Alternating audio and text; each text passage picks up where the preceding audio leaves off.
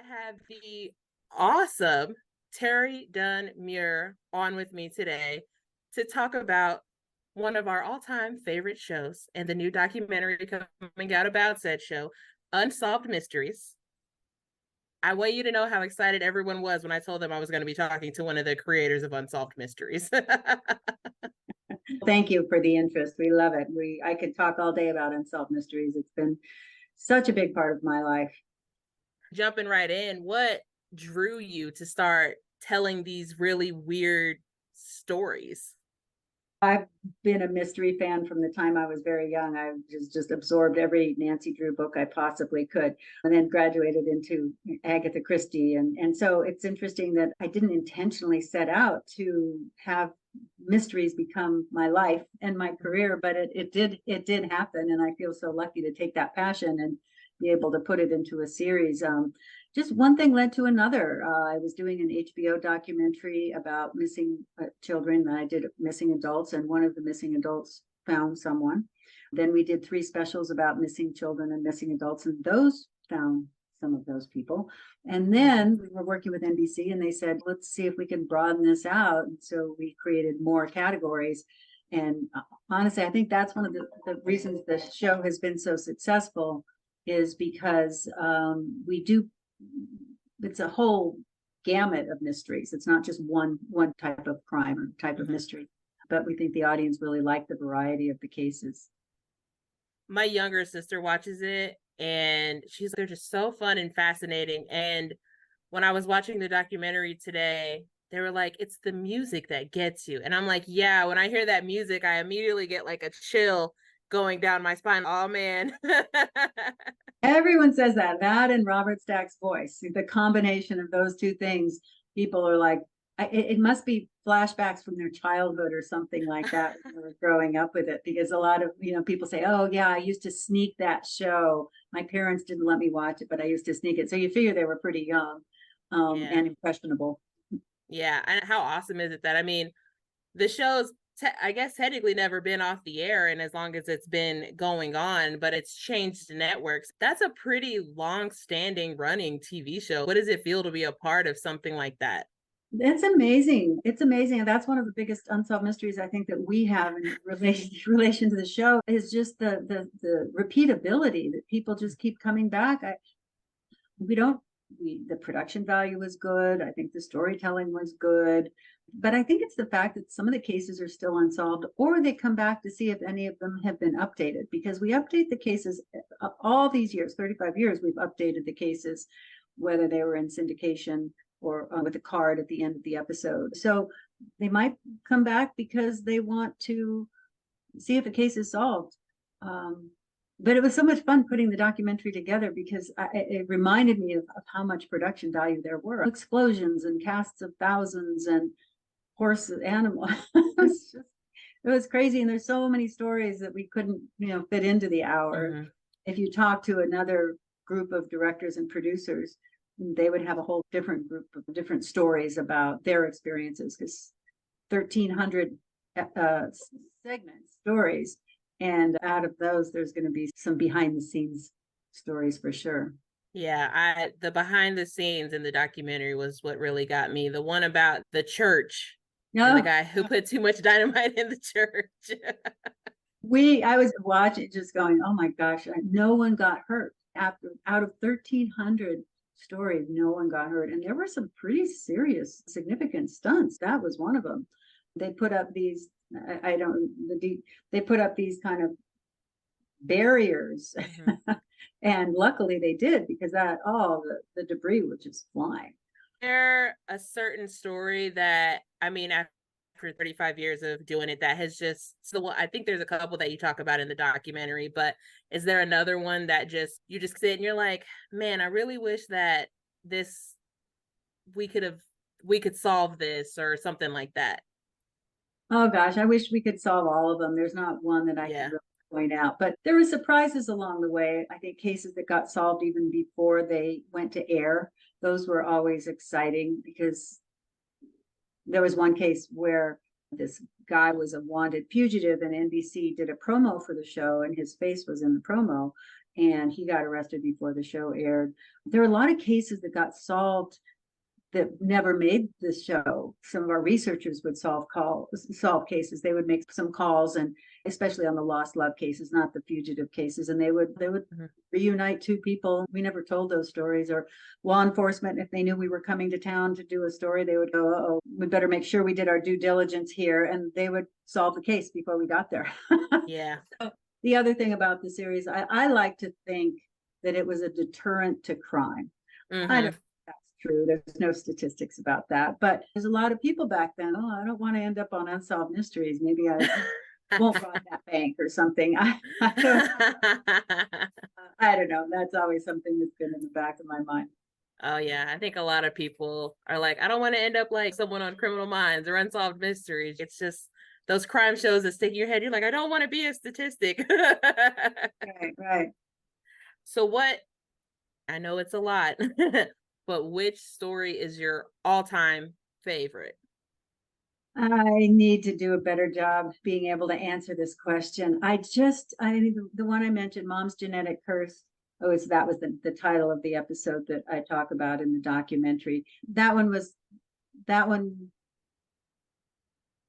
I think that again, maybe the category of story is a better way to answer that, because the cases that we call final appeal cases, where somebody's wrongly imprisoned, those, and we had a hand in getting them released and their conviction overturned, like Patty Stallings. That category of story was really important to me, because those people are alive and they're in prison and they didn't do what they've been accused of. And it was almost like saving lives. And that that category of story felt great. Or getting a wanted fugitive off the streets so that they wouldn't kill again. That was really gratifying. But so all of those stories in those categories would probably be the best. It's too hard to single one out of 1,300. I like the small town stories, because those are the ones that didn't get enough publicity, that need that publicity, that nationwide publicity.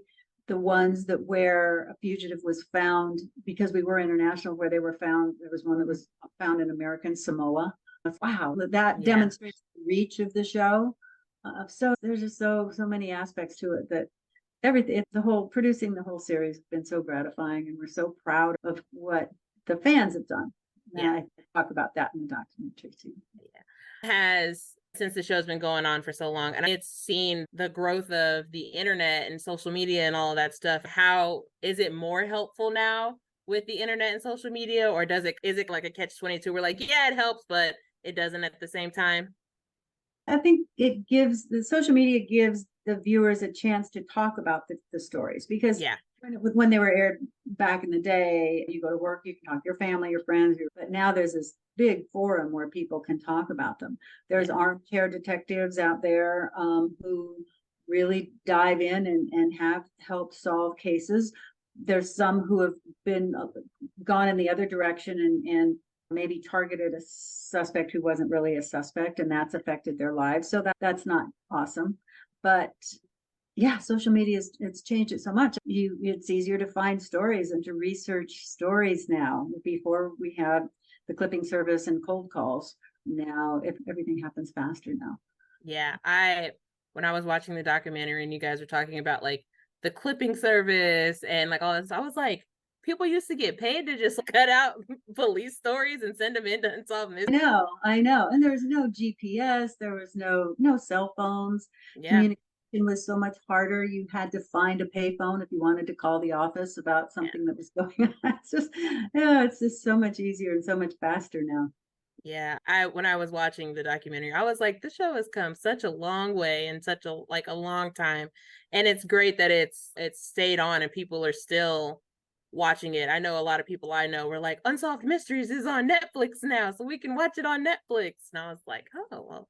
We used to shoot film. When we started, we were shooting 16mm film. Video didn't exist, and we were cutting on film. It was a whole different.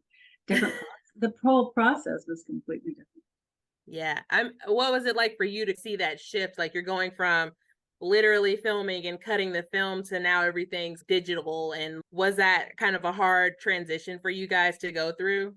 we really liked the way the film looked, the show looked on film. Mhm. And when it went to video now, there's so many ways to make video look like film that I guess we're used to the show being shot on video, but we were film diehards. We were, we were holding on to our film look because we just felt like it was just a better look for the show, especially the reenactments. It's one thing to do the interviews on tape, but reenactments, you wanted them to feel like a little film. And Mhm. the film look is just better for that. But I think, yeah, we gave it up. We're on tape. Reluctantly. Everything, yeah, it's the advances are still being made. I know that most of the stories are pretty serious. Some of them, they probably make you chuckle a little bit just because of the overacting or underacting in some of the sequences and stuff like that. Was there maybe one that you thought was just it was just fun to shoot? Oh gosh, I wasn't out on location for all of them when we started the series because I was back. John and I were back at the office. Fun. I guess we'd be in the editing room because that's where we spend a lot of time Yeah. and just rolling our eyes, going, "Oh no." Because as the documentary says, small towns, sometimes you don't have the best acting. So what we would do is if the acting wasn't as good as we would like it to be, we would just put the voiceover over it and not put it up for dialogue. So you wouldn't hear people talk, you would see them talk, hear them talk. So we had our fixes for how to do that. No, there were a lot of chuckles in the editing room. That's Yeah. really laughed. We because that's when we're seeing what the directors did when what they brought back. Yeah. And trying to make it work. They didn't get this shot, they didn't get that shot, but it all came together. And then we had Bob Stack. So if Mhm. we really needed to fill a hole, we could just write some copy for Bob and he would help us out of a bind that way. Oh yeah. Robert Stack's is such an icon. And he did the show for a really long time. Oh yeah. How did that I you probably touch on it in the documentary, but how did that come about? Like how did you get Robert Stack to be like, I'm gonna be your voice? Raymond Berg did the first show. No, have to remember. So it was Raymond Burr and Carl Malden. And then they didn't want to do it anymore. It was a financial issue. And so we just started, we put a list together of people who we thought could do it and reached out to Bob. I still remember this funny. I still remember my mom saying, "What about Robert Stack?" Saying that because I said, "Oh, we're looking for a host for the show." And somehow I feel like my mom might be responsible. Robert Stagg. I've never told Bob that, but he just really loved it. It's the Elliot Ness connection. He really got involved as we talk about in the stories. He loved the show. He was as passionate as we were about it. So he wanted to do it. He wanted to do it forever. And he did.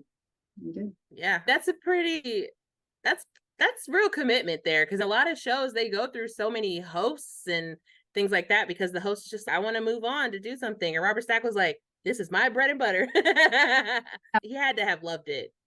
He did. He did. And if there Yeah. was anything he wanted to do in between, and we worked the schedule around that so that he could do it. We were as flexible as we could be. And if we had an update that because the story just got solved and we needed to get it into the next show, he was there to do the voice, whether it was narration or stand up.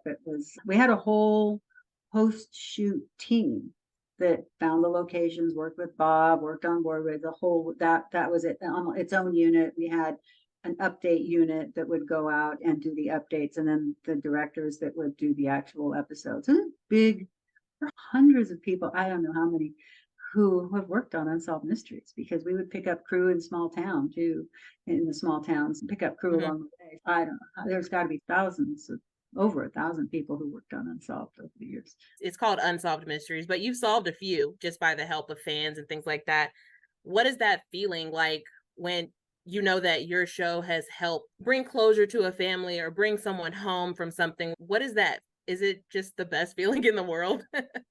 It really is to give these families closure because there's still a lot of the cases that are unsolved, and you just wish that you could help every family. There's so many cases we couldn't do because we had hundreds, thousands of submissions, Yeah. and that was always hard. But yeah, that we would get so excited when a case was solved. We still do when we hear, even if we aren't responsible for the solve, it wasn't an Unsolved Mysteries viewer, but yeah, no, still It's still very exciting. It's a very unique television experience, I think, the experience that we had working on Unsolved Mysteries. Because Yeah.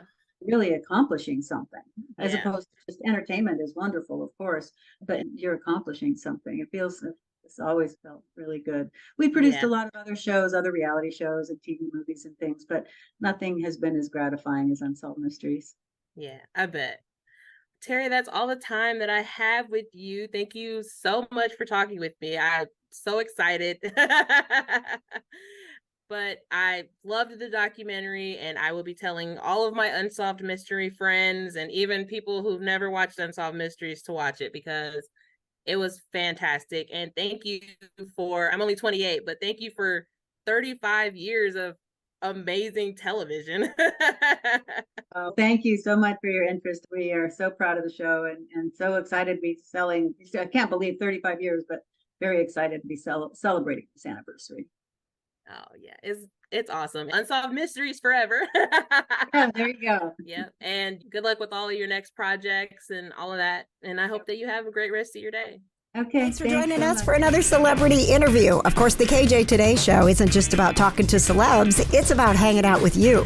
Join us live on Wednesday nights for pop culture, people to know, and pets. The KJ Today show on YouTube. Subscribe and watch live Wednesday nights at 7.